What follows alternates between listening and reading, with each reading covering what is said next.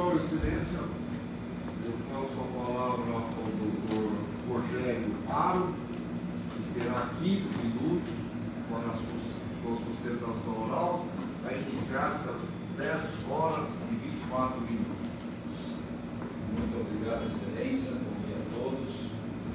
Eminente desembargador Sérgio Ribas, desembargador experiente, e nessa oportunidade atuará também como segundo juiz conselheiro legal. Eminente desembargadora Pioca, a relatora desse caso, e dizer que eu admiro muito pela técnica que Vossa Excelência sempre atuou nos casos.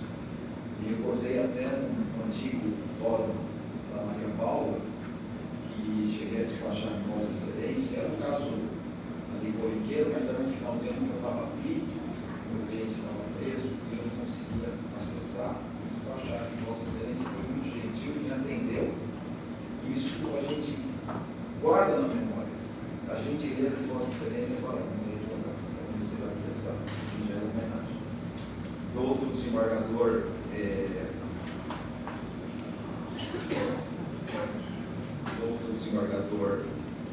Hogan, que é o terceiro juiz nessa causa, bom dia. Para mim é uma alegria poder me dirigir a Vossas Excelências, esse douto tribunal. Esse prédio sempre nos enche de alegria e emoção de poder aqui dirigir a palavra a Vossas Excelências. Eminente Procurador de Justiça, Dr. João Alves de Souza Campos, doutor Procurador de Justiça, e que me impressionou na última sessão, que essa aqui é uma sobra da antiga sessão, e eu acompanhei no dia da sessão anterior, e pude observar a eloquência de Vossa Excelência. Em todos os processos, foram mais de 20 processos, e todos o senhor atuou com a mesma firmeza, com a mesma clareza, demonstrando que realmente leu cada um dos casos. Então, recebo aqui as minhas homenagens. Demais desembargadores, serventuários da Justiça, colegas, o colega que me precedeu. Esse caso aqui hoje já foi relatado pelo outro colega, o doutor Procurador também se manifestou, é um acidente de trânsito em que houve, infelizmente, um acidente fatal, em que o motociclista trafegava no Rodoanel, na parte sul do Rodoanel, era à noite, e o Gustavo, que é o apelado, absolvido em primeira instância, atingiu a moto pela traseira e infelizmente veio ocorrer o lamentável acidente, que a gente lamenta profundamente. Uma vida perdida é sempre muito trágico. Mas o que a gente precisa aqui examinar hoje, na verdade, são as circunstâncias dos fatos, para a gente poder decidir, em paz de espírito, que realmente existe um mínimo de culpa e que ele deve responder nos termos da lei, uma vez apurado esse mínimo de culpa. É isso que a gente pretende aqui. E eu me aprofundei nos autos, né, tanto a parte da instrução, a sentença da eminente juíza de primeira instância, a doutora Alessandra, que é uma juíza de São Bernardo, muito técnica também, e é tida pelos advogados como uma juíza rigorosa, uma juíza que realmente enfrenta ali as questões criminais, sempre complexas e de muita repercussão, e é uma juíza firme. E nesse caso específico, a juíza conduziu a instrução, garantindo a ampla defesa, teve assistência da acusação, o doutor promotor de primeira instância ofereceu a denúncia, inicialmente colocando a conduta do acusado Gustavo como imprudente. Ele teria sido imprudente na condução do caso. Veio a instrução processual, ouviu-se testemunhas, principalmente Júlio, que estava ao lado e é presencial, e a testemunha Raquel, que vinha no carro atrás, né? E até essa de passagem, né? Essa testemunha Raquel relatou que ela também passou por cima de um volume ali na pista escuro e que ela não pôde identificar o que era e nem conseguiu desviar. Esse é um detalhe importante aqui para a gente demonstrar que era uma situação realmente de que não se tinha visibilidade do local ali que ocorreu. Essa é uma questão que a própria testemunha relatou até de forma sincera, porque poderia existir um mínimo de responsabilidade dela também, porque não se sabe se o que tirou a vida da vítima foi a primeira colisão ou a segunda colisão do carro que veio na sequência. Foi até uma sinceridade assim que me chamou a atenção. E foi feita essa instrução processual e a outra juíza entendeu que não havia o mínimo de culpa para se atribuir responsabilidade criminal para o acusado Gustavo, que não foi apurado pelo Ministério Público esse mínimo necessário para que se condene criminalmente uma pessoa, especialmente nesses crimes culposos. E o douto promotor de primeira instância, ele concordou com essa análise da juíza, tanto é que ele não ofereceu o recurso de apelação.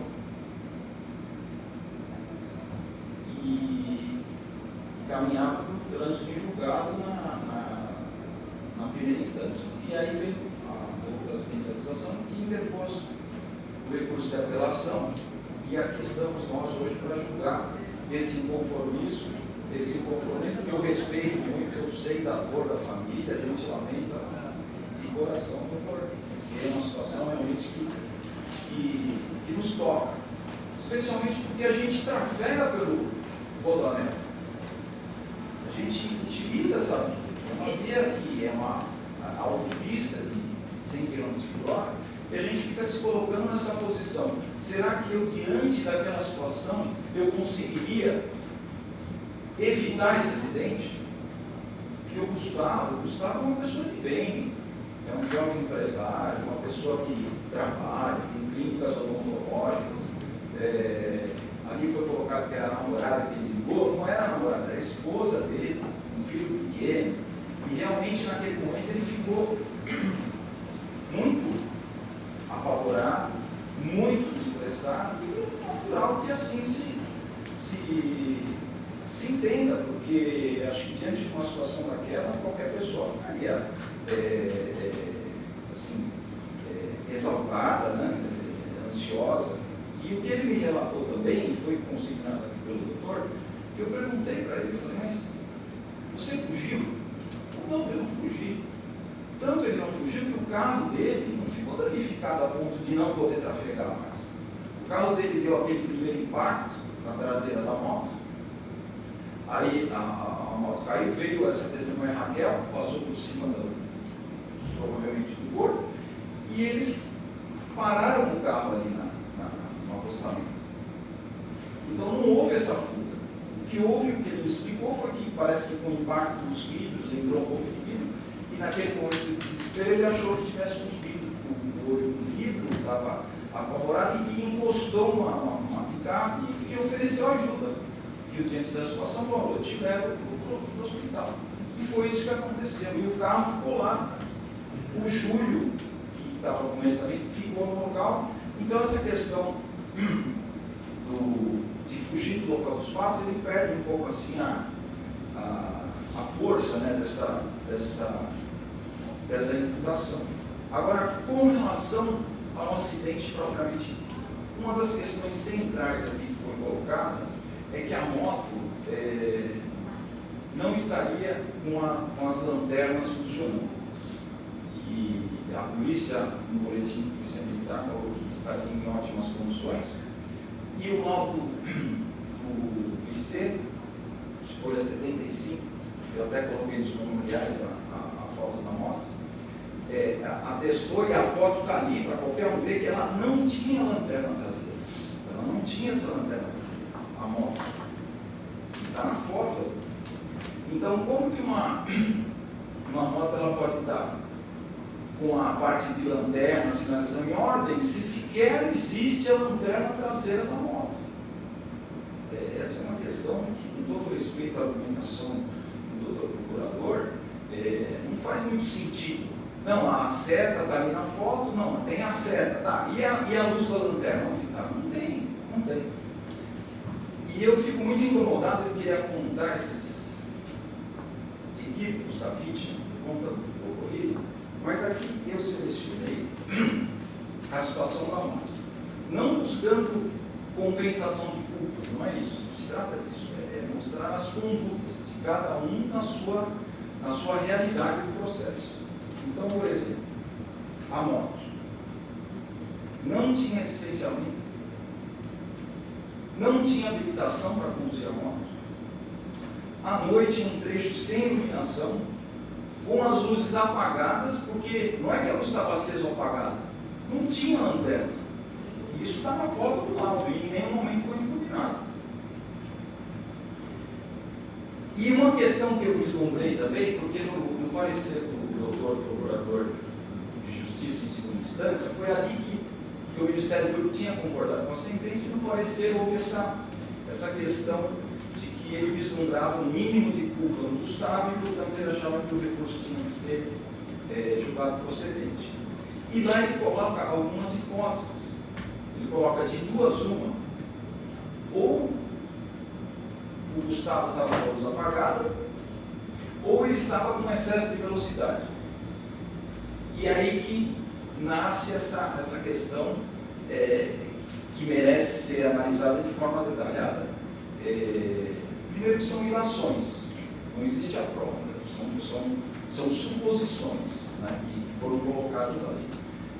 Segundo, que para o Ministério Público, que tem o ônus da prova, ele tem que demonstrar tudo. E não o réu demonstrar que ele não tem. Seria fácil demonstrar a velocidade acima da média, porque o Rodoanel ele é repleto de radares. Então, naquele dia, bastaria verificar. Ele tomou multa ali no trajeto, aí ficaria caracterizado o excesso de velocidade. Então, com relação à questão da velocidade, o Júlio, que é a testemunha que estava ali do lado, ele colocou, nós não estávamos nem a 100 por hora, porque eles vinham de uma reunião de trabalho, enfim, vinham conversando e vinham num trajeto tranquilo. Então, esse ponto de que o acusado viria numa velocidade excessiva, não existe a prova, e muito pelo contrário, existe a prova de que seria a 100 por hora. E ficaria fácil demonstrar pelo excesso com os radares. E a outra questão da lanterna acesa ou apagada é que ele deveria ter visto a moto. Aí entra uma questão também que a gente se coloca no lugar do Gustavo. Você está trafegando numa rodovia 100 por hora, um trecho escuro. A gente não sabe qual a velocidade dessa moto. A gente não sabe a quanto por hora ele está. Seriam 2 minutos ou... Tá, não sei, eu vou encerrar. Então, a gente não sabe a velocidade da moto. Então, no campo da suposição, que foi levantada pela doutora Procuradoria, eu também ouso a fazer uma relação pelo impacto do carro na moto. Porque se o carro está a 100 por hora e a moto estaria a 80 por hora, não seria um impacto daquela magnitude. Então eu posso cogitar que a velocidade da moto seria incompatível com o local do Rodoanel. E fui buscar no CTN, eu sempre tive curiosidade, e aqui é bom para a gente sanar as curiosidades, que você trafegar num trecho que o limite são 100 por hora, se você trafegar a menos de 50 por hora, 50% da velocidade máxima, é infração de trânsito. Da mesma forma como o excesso de velocidade. Então eu encerro aqui a minha palavra, agradeço a atenção de Vossas Excelências e espero que essa sentença seja mantida, porque ela foi justa e foi objetiva e calcada nos fatos produzidos nos autos. Muito obrigado.